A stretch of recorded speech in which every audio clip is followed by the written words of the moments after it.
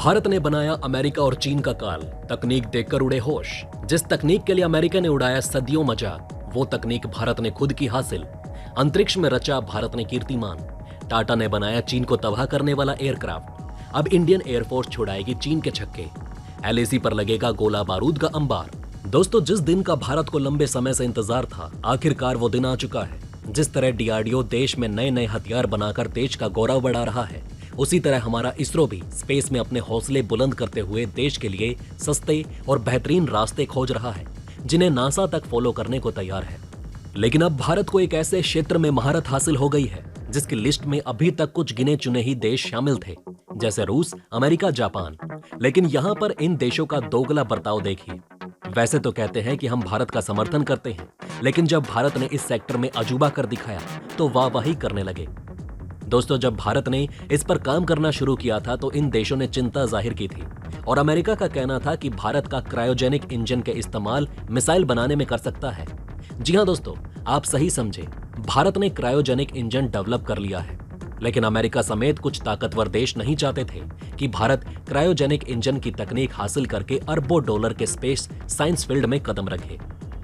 लेकिन दोस्तों, भारत ने ठान रखी थी कि अब वो CE-20 क्रायोजेनिक इंजन को डेवलप करेगा, क्योंकि इस तरह के इंजन से ज्यादा वजन वाली सैटेलाइट की लॉन्चिंग बहुत ही आसानी से की जा सकती है। वहीं दूसरी तरफ ताकतवर देशों को इस बात का भी डर था कि कहीं भारत ने इसका इस्तेमाल मिसाइलों में कर दिया तो दुनिया में कहर मचा देगा, क्योंकि भारत की मिसाइलें भी इतनी खतरनाक है जिसका सामना करने से अच्छे अच्छे देश घबरा जाते हैं। वैसे ये तो सभी जानते हैं कि जब इसरो और डीआरडीओ साथ मिलकर आते हैं तो दुनिया को ऐसा कारनामा करके दिखाते हैं जो पहले कभी नहीं हुआ होता। खैर दोस्तों, बात करें अगर क्रायोजेनिक इंजन की, तो इसे लेकर भारत की ओर से कहा गया है कि इस खास टेक्नोलॉजी का इस्तेमाल सिर्फ स्पेस फील्ड में ही किया जाएगा। वहीं आपको बता दें कि भारत की इसरो ने एक ऐसी तकनीक का इस्तेमाल करके इंजन की सक्सेसफुल टेस्टिंग की जिसका निर्माण करना हर किसी देश की बस की बात नहीं। जिस इंजन का सफल परीक्षण किया गया है, उस इंजन का नाम CE-20 क्रायोजेनिक इंजन है।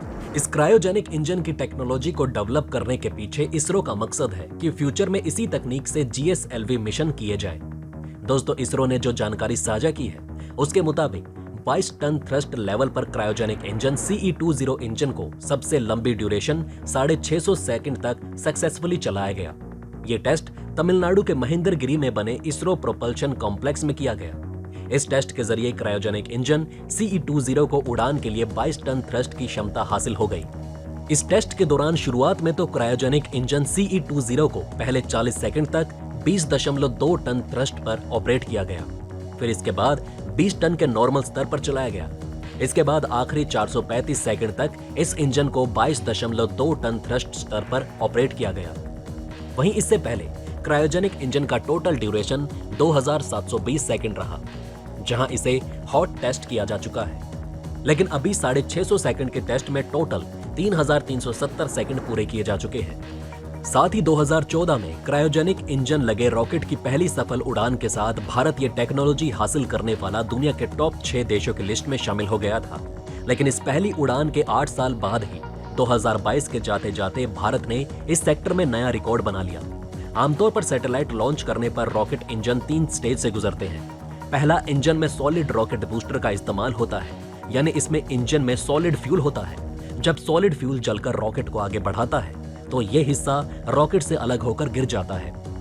दूसरी स्टेज में लिक्विड फ्यूल इंजन का इस्तेमाल होता है। लिक्विड के जलने यानी कि दूसरे स्टेज में पूरा होते ही यह हिस्सा भी रॉकेट से अलग होकर नीचे गिर जाता है। तीसरी और आखिरी स्टेज में क्रायोजेनिक इंजन का इस्तेमाल होता है, जो स्पेस में काम करता है। इसे क्रायोजेनिक स्टेज भी कहा जाता है।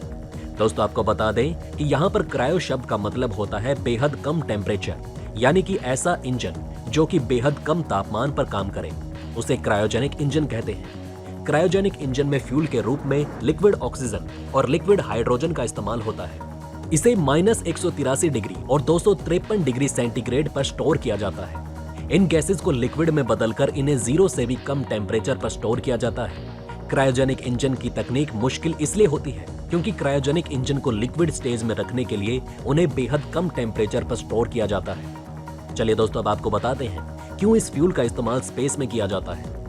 दरअसल दोस्तों, स्पेस में बेहद कम तापमान और वातावरण की गैर मौजूदगी यानी ऑक्सीजन न होने की वजह से स्पेस साइंटिस्ट उस साधारण फ्यूल का इस्तेमाल नहीं कर सकते, इसलिए गैसेस को कम तापमान में रखकर इस तरह के फ्यूल का इस्तेमाल स्पेस में किया जाता है। अब आप सोच सकते हैं कि भारत को कितने बड़े फील्ड में सफलता हासिल हुई और इससे भारत का स्पेस सेक्टर आने वाले समय में काफी ज्यादा तेजी से आगे बढ़ेगा। दोस्तों, भारत द्वारा निर्मित क्रायोजेनिक इंजन के बारे में आपका क्या कहना है, हमें कमेंट कर अपनी राय जरूर बताएं। बहरहाल दोस्तों, बढ़ते हैं हमारी दूसरी खबर की तरफ। दोस्तों, ये खबर C295 एयरक्राफ्ट से जुड़ी है। भारत की टाटा को जर्मन मूल की कंपनी ग्रोब G120 SPN से IP राइट्स मिल चुके हैं, जिसके बाद अब लोकल लेवल पर मेक इन इंडिया प्रोजेक्ट के तहत टाटा देश में ही C295 एयरक्राफ्ट को डेवलप करेगा।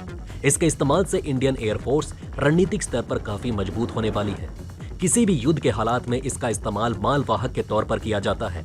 ये एयरक्राफ्ट 11 घंटे तक लगातार उड़ान भरने में सक्षम होता है और साथ ही हर मौसम में उड़ान भर सकता है। वहीं पर इस एयरक्राफ्ट को इस तरह से बनाया जाएगा जिससे इसका इस्तेमाल दिन और रात किसी भी समय किया जा सके और समुद्र के ऊपर और पहाड़ों तक भी इसकी पहुंच हो। दोस्तों, C295 मालवाहक एयरक्राफ्ट युद्ध में अहम भूमिका निभाता है। इनके द्वारा बहुत कम समय में किसी भी मुश्किल जगह पर युद्ध हथियार पहुंचाए जा सकते हैं और साथ ही एक जगह से दूसरी जगह सैनिकों को आसानी से एयरलिफ्ट किया जा सकता है। वहीं पर C295 एयरक्राफ्ट में पैरा ड्रॉपिंग के लिए दरवाजे भी लगाए जाते हैं, जिसका इस्तेमाल किसी भी समय सैनिक कर सकते हैं। दोस्तों, इससे पहले इंडियन एयरफोर्स C295 एयरक्राफ्ट की जगह पर एरो 748 विमान का इस्तेमाल करती थी।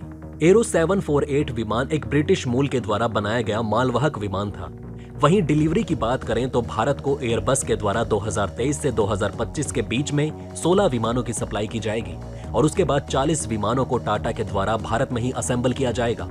दोस्तों, यही वजह है कि इसका IP राइट्स मिलना भारत के लिए और टाटा कंपनी के लिए काफी अच्छी बात है। दोस्तों, टाटा का इंडियन एयरफोर्स के लिए इतने बेहतरीन विमान को बनाने के लिए कमेंट बॉक्स में एक जय हिंद तो बनता है।